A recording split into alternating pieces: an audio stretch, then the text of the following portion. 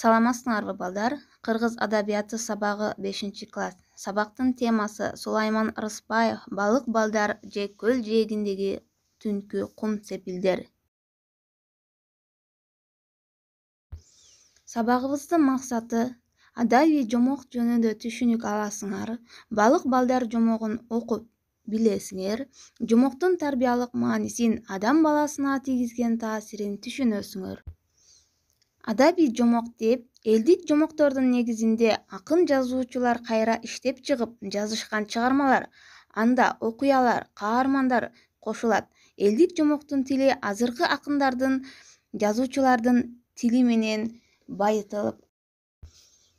Улуттук балдар адабиятыбызда татыктуу өз ордун тапкан, жаш муундарды тарбиялоодо зор салымын кошуп келе жаткан жазуучу профессор Сулайман Рыспаев агайыбыздын өмүр жолу менен таанышабыз. Сулайман Рыспаев балдар жазуучусу жана педагог. 1956-жылы Ош шаарында мугалимдин үй бүлөсүндө туулган. 1973-жылы Токтогул районундагы Бирлик орто мектебин аяктап, 1978-жылы Кыргыз мамлекеттик университетинин филология факультетин бүтүргөн. 1987-жылга чейин Аламүдүн жана Токтогул райондорунун айылдык мектептеринде кыргыз тили адабияты мугалими болуп иштеген. 1987-жылдан бери Кыргыз билим берүү академиясында улук илимий кызматкер. 1989-жылдан тартып сектор башчысы, 1992-жылдан тартып Кыргыз тили адабияты бөлүмүнүн башчысы болуп иштеп келе жатат.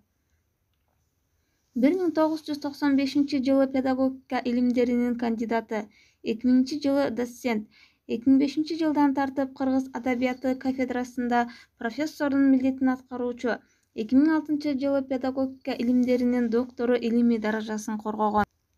Көптөгөн бир канча сыйлыктардын ээси, профессор, көрүнүктүү балдар жазуучусу агайыбыздын балдар үчүн ондогон аңгеме, жомок китептери чыккан. Биздин китепте берилген балык балдар же көл жээгиндеги түнкү кум сепилдер аттуу жомогун окуп түшүнүп, жомоктун маани мазмунун, тарбиялык маанисин талкуулайбыз. Жомоктун толук аталышы балык балдар же көл жээгиндеги түнкү кум сепилдер. Анын аталышы толук бойдон ички мазмунуна төп келет. Жазуучу чыгармасындагы окуяларды кызыктуу алып, турмушта болушу мүмкүн чындык окуялар менен болушу мүмкүн эмес жомоктук окуялар аралашып барат. Алар бири-бирин толуктайт. Бүгүнкү күн менен илгерки жомок биригип отурат. Шаардык балдар, айылдык балдар, анан байыркы шаарды курган жана ураткан адамдар. Баары биригип келип, ыймандуу болууга чакырат. Ыйман, адеп болбосо, алтын шаар кумга айланат. Автор жаратылыш көрүнүштөрүн, табияттын көркүн чебер сүрөттөйт. Эрегиштин акыры жаман аяктарын насааттайт. Чыгармадагы окуя куду эле биздин ысык көлдө жай мезгилинде өтүп жаткансыйт. Чындык менен жомоктун ортосунда кумар сыяктуу бүгүнкү күндүн баласы жашайт. Ал кум сепилдерди курган балык балдардан тарбиялык таасир алат.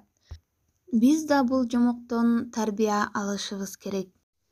Бул окуя ажайып ыйык көлдүн жээгинде бир чакан айылда кайсы бир жылдары болуп өтүптүр. Айылдын балдары күндүн ысыгында көл жээгинен чыгышпайт. Кичинекей камыштуу буютканын жумшак кумдуу тайпасы көлгө түшкөнгө эң эле ыңгайлуу. Куму да шекерде майда, майлап койгондой жумшак. Күндүн ысыгына кактанып жаткан балдар анын кумунан бирде коргон, бирде тоо жасап, бирде чукуп суусун чыгарып көл жасап ойноп, оюндан кумары канбайт. Мындай оюндардын башчысы кумар эле. Башка балдардын баары анын айтканын орундатуучулары гана. Бир күнү кумар көл жээгине эртең менен элден мурда келди да, көргөн көзүнө ишенбей көл жээгиндеги кум сепилдерди кызыгып карады. Кече өзүлөрү жасаган коргондор менен тоолордон башкача эле. Буларды ким жасады? Айлуу түндө келип, көлгө түшкөн шаардыктын балдары жасаштыбы деп таң калды. Бул сепилдер чынында эле кооз жасалган. Кумар мындай кооз сепилдерди жасай албагандыгына ичи тарып, баарын бузуп таштады да достору келгенде ушундай кооз сепилдерди курууну ойлоду. Анан достору келди. Достору келгенде Кумар оюндагысын аткарууга киришти. Балдар, бүгүн биз кум сепилдерди курабыз. Мен айткандай кыласыңар, деп баягы шаардыктардын балдарынын түндө куруп кеткен сепилдеринин ордуна чиймесин чие баштады. Жомоктогудай кооз сепилдерди курабызбы? Деп сурады досу Арген. Ооба, деди Кумар. Келгиле, баштайбыз. Ошентип алар Кумардын айтуусу боюнча кооз, жомоктогудай сепилдерди курууга киришти. Бирок алар канча аракет кылышпасын, жомоктогудай кооз сепилдерди кура алышпады. Кардылары ачып, үйлөрүнө көңүлсүз тарашты. Баарынан да Кумарга оор болду. Эртең келип, баарын башкача кылып, жомоктогудан да мыкты сепилдерди курабыз деп ойлоп баратты.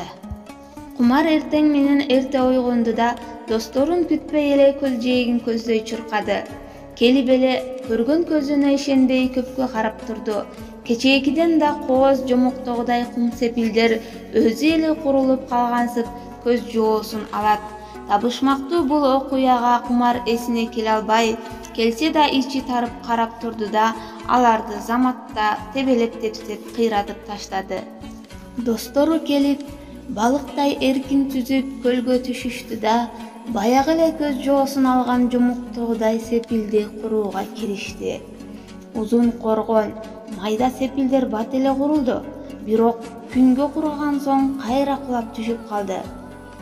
Чарчы чоң кумпалуу сепилдерди куруу андан бетер кыйын болду. Деги күндө көргөн табышмактуу кум сепилдерди өзүндөй кылып курууга чын эле мүмкүн эмеспи? Сыйкырдуу бул окуяны ким жасап жатат? Эртең дагы ушундай болобу деген ой кыйнады Кумарды.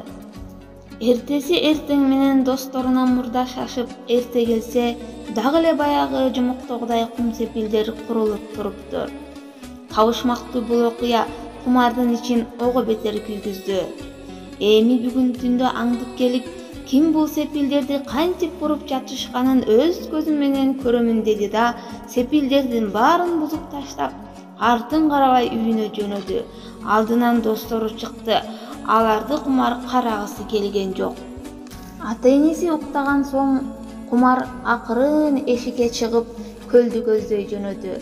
Дөңдүн түбүндө өскөн камыштардын арасына жашынып алып, качан шаардык балдар көлгө келер экен? Борбордун балдары кандай балдар болду экен? Алар жомоктогудай кумпалуу кум сепилдерди кантип курушар экен деп кыйлага ойлоп отурду. Ошол маалда мелтиреген көл бетинен ар кай жеринен балдар кыздар кулп этип чыгып, бери карай сүзүп жөнөштү. Алар 3 кыз, 3 бала экен. Бул жердин балдарына түк окшобойт. Алар каткырып күлүшүп, ары бери бир аз куушуп ойношту да кумга оонап жата кетишти. Күлгөнүнөн башка кубураган сөздөрү угулбайт. Бир маалда алар жапырт турушту да кум сепилдерди куруп киришти. Адегенде ортого чоң кумпалуу сепилди, анан кичирээгин, андан соң да бир кичирээгин, жанына бийик мунараны курушту да бат эле тегерегиндеги сепилдүү коргонду куруп коюшту. Баарын бат эле бүтүрүштү да кол кармашып алып тегеренип ойноп бийлешти.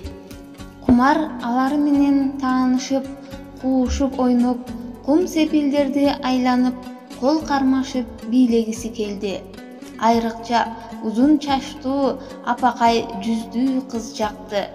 Ошол кезде алар эгиден кол кармашкан боюнча көлдү көздөй басышты. Көлгө барышты да бир аз сүзүп барышып, чумуп көрүнбөй калышты. Суудан көпкө чейин чыгышпады. Кумар элейип карап отура берди, бирок ал балдар суудан кайра чыгышпады. Алар чын эле балык болуп кетиштиби же башка жээктен көрүнбөй чыгып кетиштиби деп билбей калды. Кумар камыш ичинен чыкты да тиги балдар жасаган кум сепилге келди. Кечээкидей бузуп салайын деди, бирок колу барбады. Карачы, кандай кооз сепилдер деп ойлоду ичинен.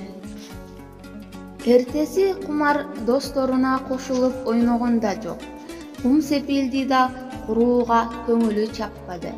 Баягы түнкү шаардык балдар кыздар куруп кеткен сепилди мен курдум, көрдүңөрбү, кандай курупмун деп досторуна мактанып таштаган. Алар негедир күндүн нуруна кургаганда да кулап түшпөй, шашкеге чейин турду. Өзү болсо көлгө келген, жер жайнаган элдердин арасынан баягы узун чачтуу ак жуумал шаардык кызды издеп жүрө берди. Ошентип жүрүп кеч киргизди. Көз байланып караңгы болду. Ай көлгүп, жай шашпай улуу тоолордун койнунан чыга келди. Ай чыкканда түрсүл каккан жүрөгү бербей түнкү шаардык кыз балдар көлгө түшөр мезгилди күттү. Кумар кечээки маалда ата-энеси уйкуга киргенде жылып эшикке чыкты. Арча кайыңдардын арасы менен акырын көл жээгине түшүп келди да баягы камыштарга барып жашынды. Бир убакта Кумардын көрүп турган өз көзүнө өзү ишенбеген окуя болду. Тынч, үстү тармалданып, мемирип турган көлдүн бетинин ар кай жеринен апакай боор балыктар ай жарыгына чагылыша булт-булт эте чыга калды да бат эле балдар кыздарга айланып бери сүзүп келатышты. Атегенде Кумардын дене бою дүр этип отурган ордуна катып калды. Балдар кыздарга айланган ак боор балыктар жээктин кумуна келип оонап алышты. Анан жумшак кумда ары бери кубалашып ойношту. Кумардын эки көзү баягы узун чачтуу ак жуумал кызга тигилди. Кечээкидей окуя кайталанып жатты. Балык балдар сепилдерин оңой эле бат эле салып бүтүрүштү да эки-экиден кол кармашып тегеренип ойноп бийлөөгө өтүштү. Ошондо Кумар өзүнөн өзү эле камыш ичинен чыгып, тиги балык балдарга кантип барып калганын билбей калды. Балык балдар оюндарын токтотушуп, элейип Кумарды карап турушту. Айрымдары сестенип, кеткилери келгендей жатыркай карашып, узун бойлуу баланын артына чогула калышты. Кумар аларды көздөй түз эле басып келди да "Силер кимсиңер?" деп өктөм мунчукту. Анын өктөмдүгү узун бойлуу балага жакты белем ал дагы алдыга кадам таштап илгери басты. "Сен өзүң кимсиң?" деди ал дагы Кумардан жалтанбай өктөм унчугуп. "Мен ушул жерлик болом. Атым Кумар. Силер кайдан келдиңер?" "Менин атым Талгар. Атигилер менин досторум. Кел андан көрө дос бололу." Бул жерди кебетеленбеген чачы өскүлөң бул балык баланын чечкиндүүлүгү баардан да дос бололу деп колун биринчи сунуп отурганы Кумардын көңүлүн жоошутуп койду. Ошентсе да анын көзү тиги балдардын алдында турган узун чачтуу апакай жүзү кызга тигиле берди. "Биз алтын калалыктар болобуз" деп Талгар артындагыларды "Бери келгиле" дегендей колун жаңсады.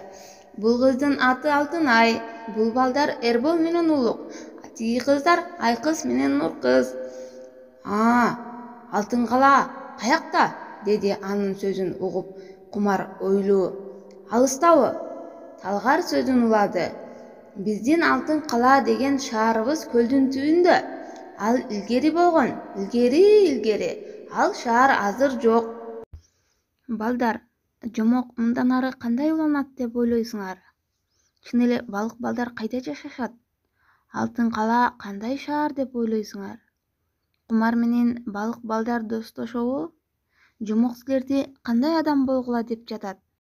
Жомокту толук окуп чыгып, ушул суроолорго жооп таап, жомоктогу кум сепилди курган балык балдардан тарбиялык таасир аласыңар деген ойдомун. Эмки сабагыбызга чейин көрүшкөнчө саламатта калгыла.